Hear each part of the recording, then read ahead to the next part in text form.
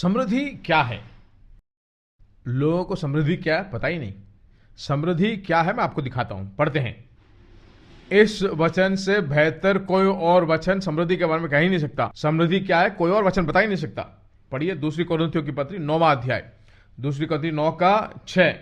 परंतु बात तो यह है, जो थोड़ा बोता है वह थोड़ा काटेगा भी, और जो बहुत बोता है वह बहुत काटेगा।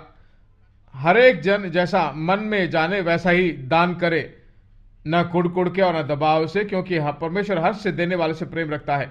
और परमेश्वर सब प्रकार का अनुग्रह तुम्हें बहुतायत से दे सकता है, जिससे हर एक बात में और हर एक समय सब कुछ जो तुम्हें आवश्यक हो तुम्हारे पास रहे है।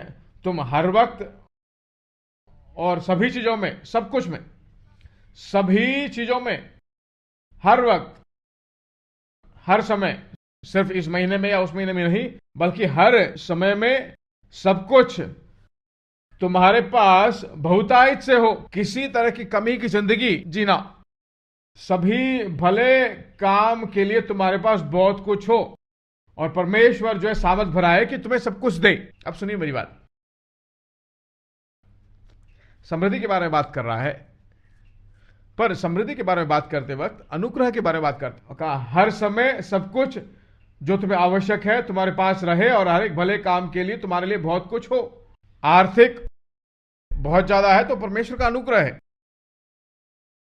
समझ में आए मेरी बात? अगर आप समृद्धि में, आर्थिक स्थिति में वेल टू डू हो, हर समय में, हर वक्त, सभी कामों में संपूर्ण रूप से हो, बिना कमी में अगर हो, और सभी भले काम करने के लिए आपके पास बहुतायत से है। समझ में आई आपको मेरी बात? मेरे पास है, मेरे बच्चों के लिए है, मेरे परिवार के लिए है, उससे बढ़कर मुझसे कुछ मत हो। नहीं, आप ऐश्वर्यवान नहीं हो तब, आप गरीब हो वैसा अगर है हो, अगला स्टेप आपको जाना है। आप स्वाभिमानी हो अगर ऐसा हो तो, सभी चीजों में, हर वक्त, हर समय में, सभी मांगे पूरी होकर दूसरों की सहायता करते वक्त भी आपकी जिंदगी में कोई कमी नहीं होनी चाहिए। समझ में आई मेरी बात आपको?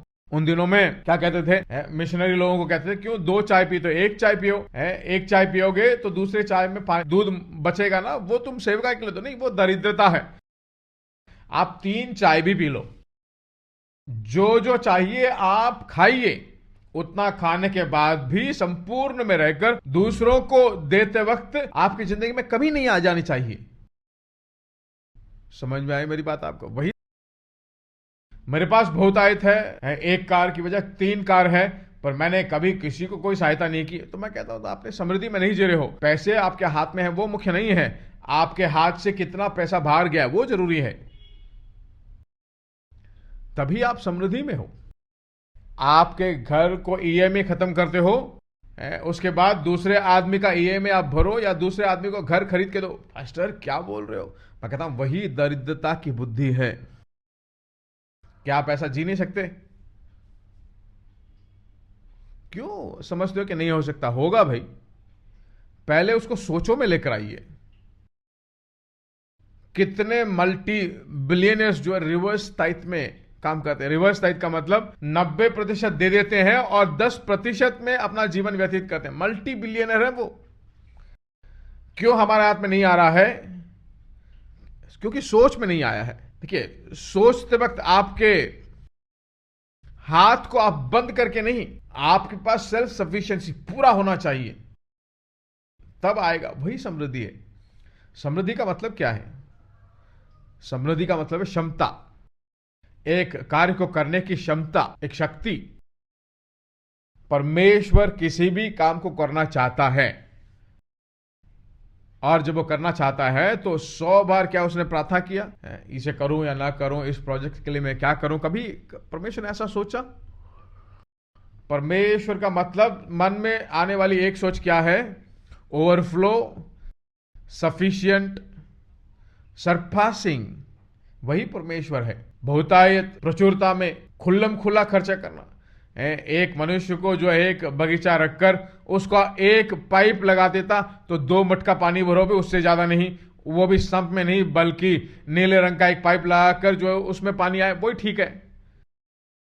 परमेश्वर ने वहां पर नदियां बहाई है एक आदमी के लिए, सोना उगाता है, वही परमेश्वर है।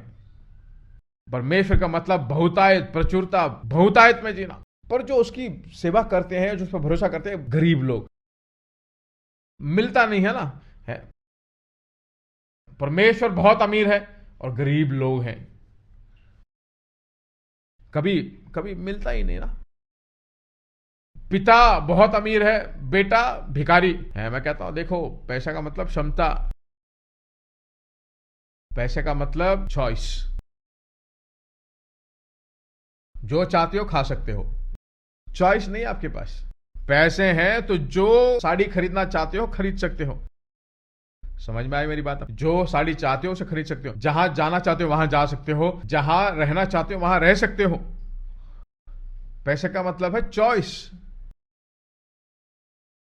क्षमता के बिना रहते हैं तो निर्बल हैं, चॉइस नहीं है तो गुलामी में जीना है। इस दोनों में परमेश्वर चाहता है कि हम न जिए। मुझे गुलामी में भी नहीं जीना है और निर्बलता में भी नहीं जीना है। मैं सभी बातों में, हर समय, सब कुछ, सभी चीजों में बहुत कुछ हो, संपूर्ण रूप से हो का मतलब बहुतायत, प्रचुरता। भीतर लेकर आइए, घर मन में लेकर आइए। पहले मन में समृद्धि लाइए, पर्स में नहीं आएगा। क्या चंगाई सीधे शरीर में आता है? नहीं, पहले सोच में आता है। परमेश्वर जो कुछ भी देता है उन सभी चीजों के बारे में सोच और विचार उसमें आना चाहिए।